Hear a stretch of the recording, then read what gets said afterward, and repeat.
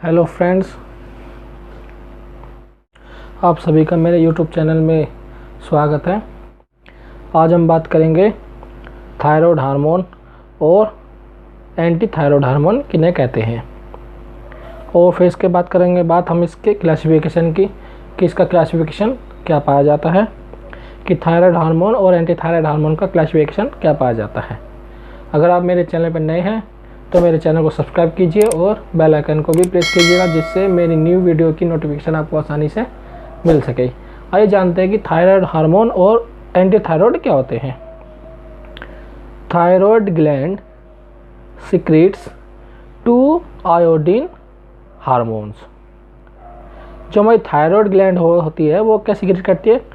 2 hormone secrete करती है।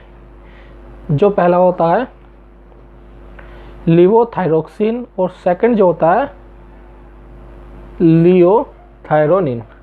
पहला कौन सा हार्मोन होता है? लिवोथायरोक्सिन सिक्रीट करती है और दूसरा क्या सिक्रीट करती है? लियोथायरोनिन। जो हमारी थायराइड ग्लैंड होती है वो क्या करती है? सिक्रीट करती है 2 हार्मोन्स, जिन्हें क्या कहते हैं? लिवोथायरोक्सिन और लियोथायरोनिन। 2 हार्मोन सिक्रीट करती है।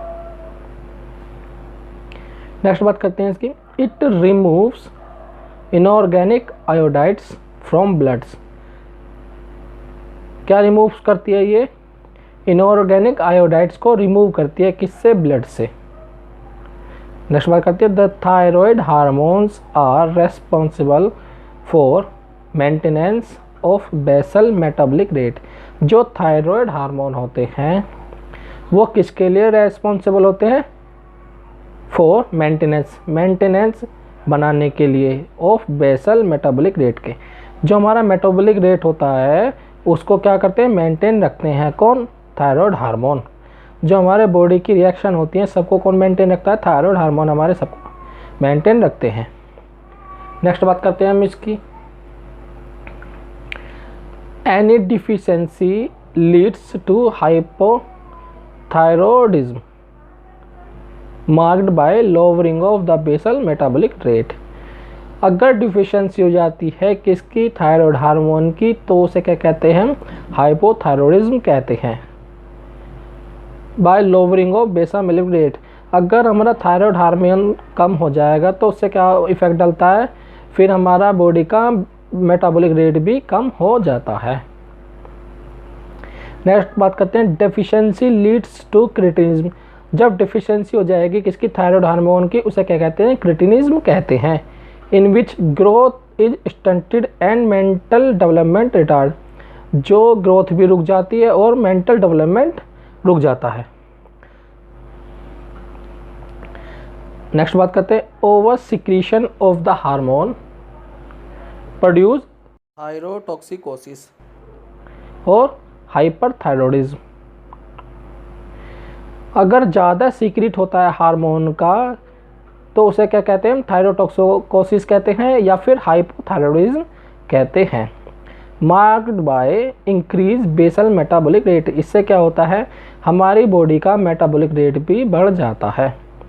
अगर किसी वजह से हमारी ग्लैंड हार्मोन का कम सीक्रेट कर दे या फिर सीक्रेशन कम हो जाए, इससे क्या होता है? हमारा मेटाबॉलिक रेट भी कम हो जाते हैं और उसे क्या कहते हैं? हम डिसीज़ को जो निकलती है वहाँ जाके उसे क्या कहते हैं? क्रिटिनिज्म कहते हैं। जिससे क्या रुक जाता है? ग्रोथ रुक जाती है और मेंटल डेवलपमेंट रुक जाता है। यदि over secretion of the hormone produce, अगर यदि हार्मोन्स का ज़्यादा प्रोड्यूस हो जाए तो उसे थायरोटॉक्सिकोसिस कहते हैं या फिर हाइपोथायरॉयडिज्म कहते हैं। Marked by increase basal metabolic rate, जिसे क्या कहते हैं? या फिर क्या बढ़ जाता है? उसका मेटाबॉलिक रेट भी बढ़ जाता है।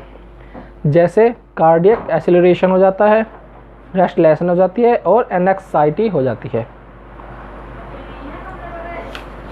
नेक्स्ट बात करते हैं हम इसके क्लासिफिकेशन की, कि इसका क्लासिफिकेशन क्या क्या पाया जाता है। जो हमारा थायराइड एंटी थायराइड हार्मोन होते हैं उनका क्या क्या क्लासिफिकेशन पाया जाता है। फर्स्ट की बात करते हैं थायोयूरेसिल।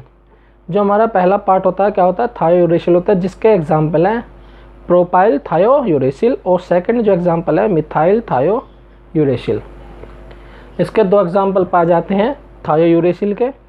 फर्स्ट जो होता है प्रोपाइल थायोयूरेसिल और सेकंड जो पाया जाता है मिथाइल थायोयूरेसिल। सेकंड की बात करते हैं इमाइडेजोलिन्स, जिसका एग्जाम्पल है मैथीमेजोल। क्या एग्जाम्पल है? मैथीमेजोल। अगर आपको ये मेरी वीडियो पसंद आई हो तो लाइक कीजिए, कमेंट कीजिए और शेयर कीजिएगा।